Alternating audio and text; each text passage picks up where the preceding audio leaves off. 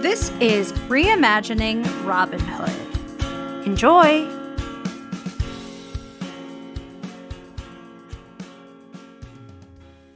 I'd like to tell you about a friend of mine. A traveling Renaissance fair came to Freshwater, and I was so excited.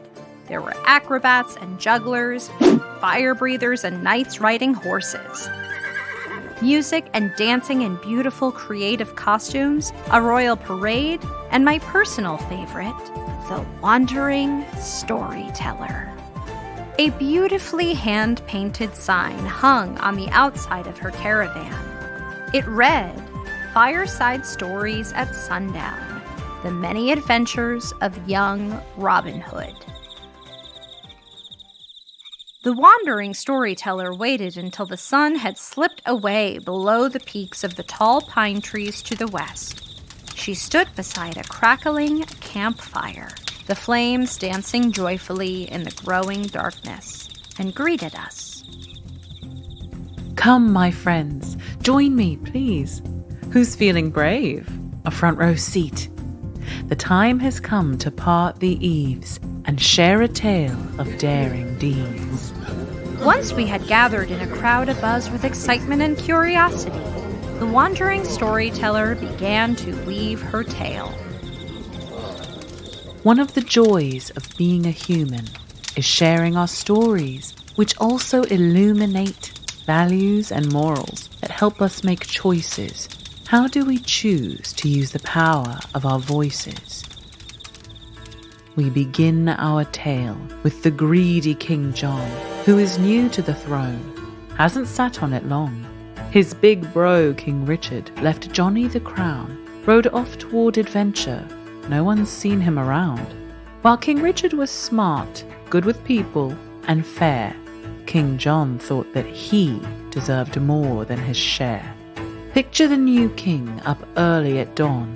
He speaks to Nottingham, his crooked sheriff, alone. "More gold, more coins, more goods. My royal bank vault must be filled to the rafters by the next full moon." "My king, I have a solution. Pass a new law, a royal tax. Calling it tax is a wise thing to do. When you make the laws, make them work best for you. Tax means we take part of each thing that they earn. They'll be left with mere scraps, but that's not our concern." The sheriff to the king did bow, and then let slip a wicked laugh. And every home throughout the land was forced to gather and forfeit half their money, clothing, toys, and food. The people cried, "You can't intrude and steal the clothes right off our backs," said Nottingham. "I'm the sheriff. I'm in power. Pay the royal tax. If any one of you dares to disobey, I'll lock you up and throw the keys away." Feelings of fear spread like a sinking fog across the kingdom. The townsfolk whispered worries to one another. There won't be enough food. We have no money to buy wool for warm clothing and boots. Our children's toes will be freezing when winter comes again. However, piercing through the grim veil of fear and darkness, there was a shining ray of hope. Stories were spreading from fireplaces to farmers' fields that someone had bravely stood up to the sheriff and refused to pay the new royal tax. Someone had rallied a group of young, talented townsfolk and called them to a life of virtuous, ethical banditry in Sherwood Forest. The group had named itself the Happy Hoodlums and was determined to steal back everything the king and the sheriff unjustly taxed from the townsfolk. As the days passed, these tales grew taller and more wild indeed. The happy hoodlums live high in the trees. They can hit any target and do backflips with ease. According to the spreading stories, not a single one of King John's carriages had made it through the forest to his bank vault without being robbed of its ill-gotten bounty by the happy hoodlums and their leader, a lion-hearted young lass called Robin Hood. But these whispers were more than tall tales. These stories were true. One evening, Robin Hood came to speak to the townsfolk. "Good people, these taxes passed make mockeries of each and every hard-earned wage. These tolls are highway robbery. From King John's book I'll take a page. If you bake a cake, the king takes half. If your cow has a cow, the king gets your calf. If you're riding in the forest and you forage for a meal, you're a sneaky little thief, how dare you steal? I'm now painted outside of the law. Nottingham's men are flexing their claws. The old king is gone, now we're stuck with King John. If we don't take a stand, this will go on and on. So call me outlaw, I'll be out. Out fighting, out running, outlasting, out cunning, out finding the cracks in their armour. My friends and I, none will work harder. Through Sherwood I will run them ragged, steal back your stolen goods and add that..." The sheriff and his guards approached. They hollered, made a fuss. To live to fight another day, I must now flee this chorus. And swiftly Robin fleet-footed flew to the safety of Sherwood Forest, where she and precious few others knew the happy hoodlums' campfire drew together Robin's most trusted, most clever friends to plan and prepare for the sheriff and King John's ruthless reign to end. Alas, King John and the sheriff together were scheming how to capture young Robin, her hoodlums all teeming with skills of survival, self-defense, and parkour. Said the king, "These kids are scary. We can't take them by force." Said the sheriff, a nasty smile twisting his lips. "Of course, not by force, but by their leader's hubris. We'll set a trap that Robin can't resist. An archery tournament, I insist. On behalf of the crown, I will issue a challenge. Hear ye, hear ye! Through the land we seek the greatest archery talent.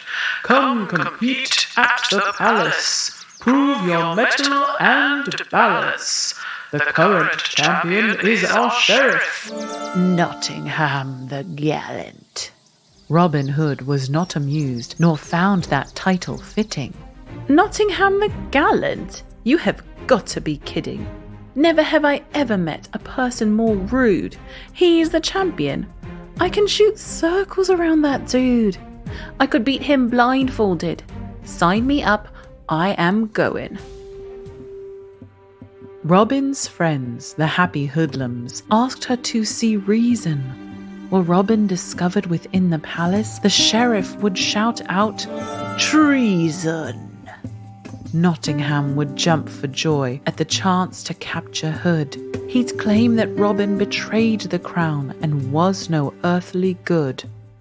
"I'll disguise myself, hide in plain sight, become the champion, and might be close enough to grab the king and speak with him of vital things." Does she think that a chat could change the king's heart? I can't be sure, but it's a start. Could a conversation ever change the king's mind? Even if the plan fails, I have to try. If not me, who? If not now, when? I have my skills and I have my friends. We'll work together, combine our gifts, and then we'll see how the power shifts. A week of planning in the forest passed. Now the day of the archery competition at last. People flocked from near and far to see the royal tournament and cheer on their favourite archers. A fretful King John scanned the crowd and competitors on the shooting range anxiously. He snapped at Nottingham. You said that she would be here. There's no Robin to be seen. No impish, winking, sneaky thief in a hooded cloak of green. Patience, your highness. She will be here. Her pride will force her hand. Now please excuse me. It's my turn to shoot. Nottingham took his stance. The sheriff was trained with sword and with bow and proved a deadly shot.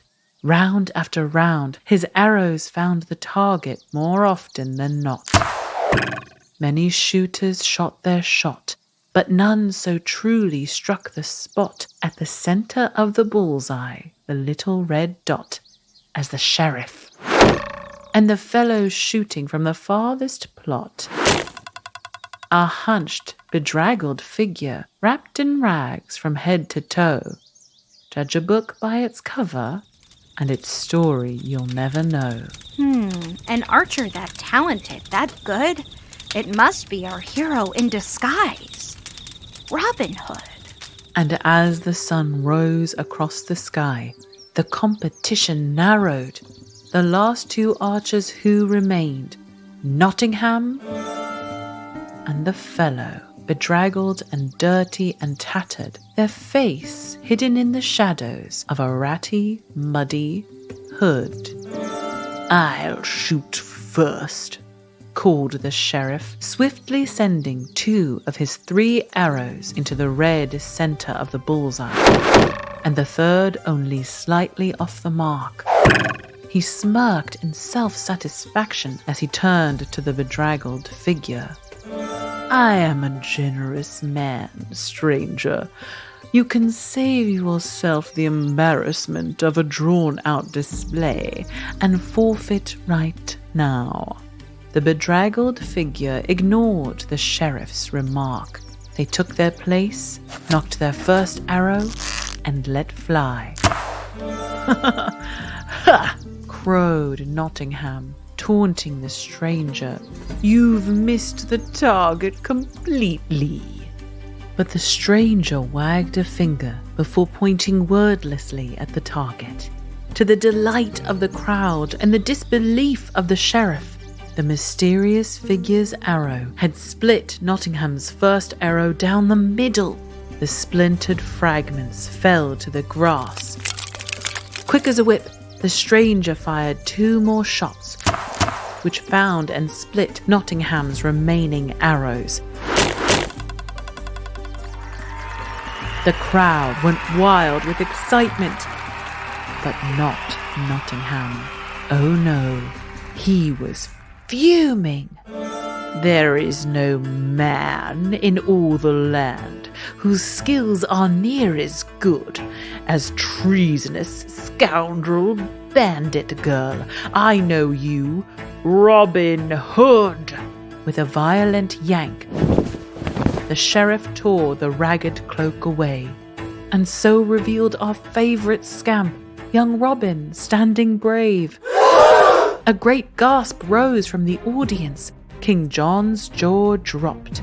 He cried out, Guards, seize that girl! Don't let her get away! Before a single guard could move to take a step toward her, Robin held her hands up high and stomped her foot for order. King John, I say now to your face, aware the risk I'm under.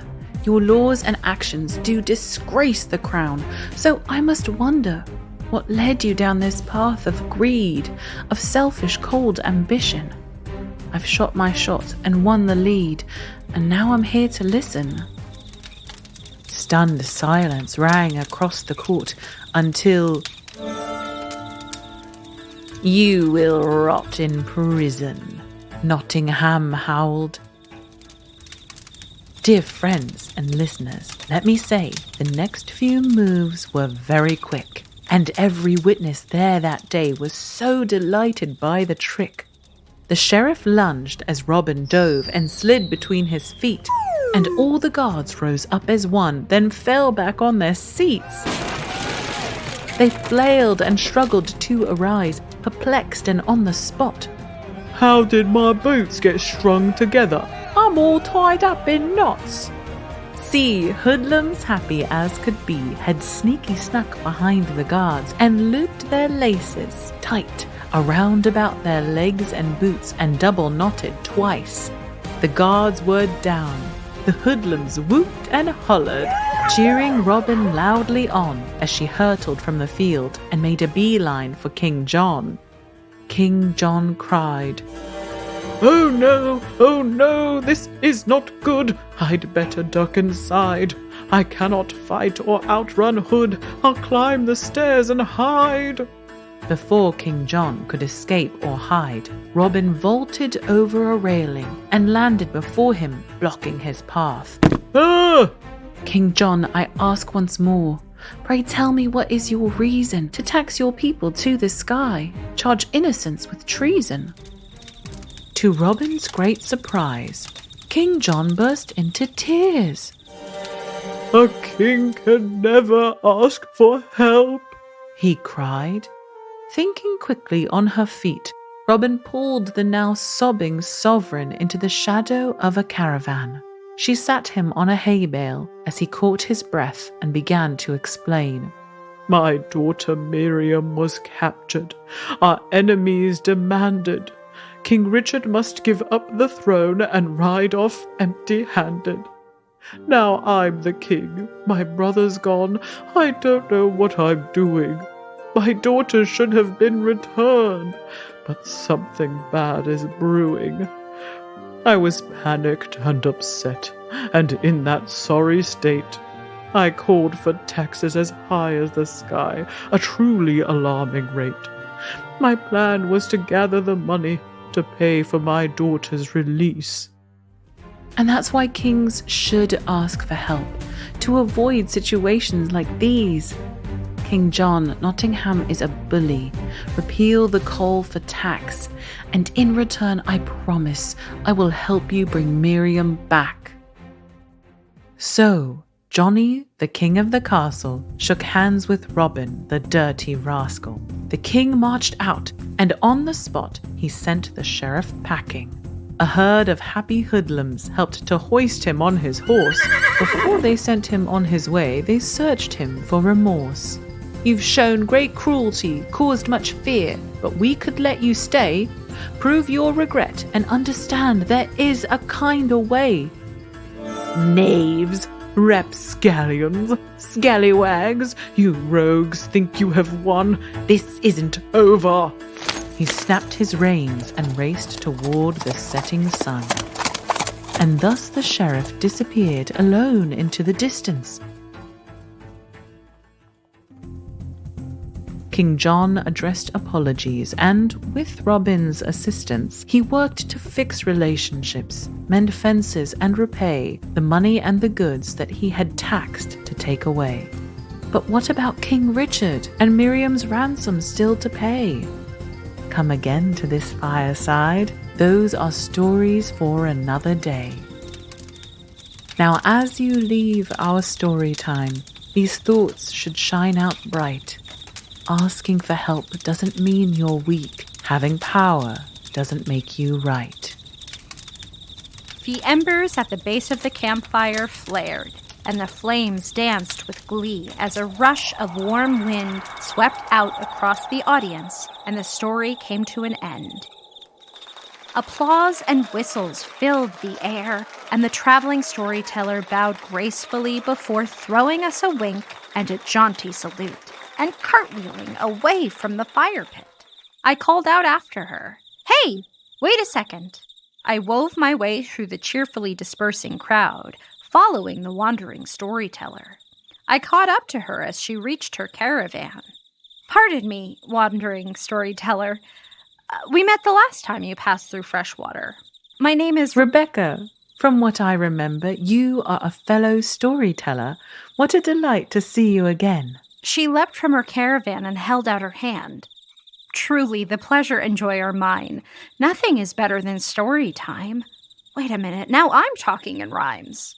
I shook her hand and we shared a smile. If you ever want to hit the road and wander for a while, adventure waits round every turn. There's laughter with each mile. She flung her arms wide and spun around, gesturing to her campsite and caravan. As she spun, I caught a glimpse of a hand-carved slingshot tucked into her leather belt. I saw a beautiful wooden bow strapped to the side of the caravan. I saw a cloak of the most beautiful green I've ever seen hanging on a nearby branch. Wandering storyteller, in the story you shared, you said you were there. Your story was true and good. Is your real name Robin Hood? She stopped twirling abruptly and looked a bit surprised. While you're not the first to guess my name, you are the first to be correct. It's true, my name is Robin. My happy hoodlums are also near. They are acrobats and jugglers. We all work at the Renaissance Fair. Life is an adventure, and everything considered, our traveling show is a wonderful way to search for good King Richard. Wow. I wish you good fortune as you continue your search. I hope you will be able to share a new story the next time you come to Freshwater. Thank you, Rebecca. Would you like to join me and my friends? Hot chocolate or tea feels like the perfect way to end the night's festivities. And so we sat and sipped and shared our stories under the stars. It's times like those that help us know how fortunate we are. I'm looking forward to the next time the Renaissance Fair comes to Freshwater. It's always an adventure.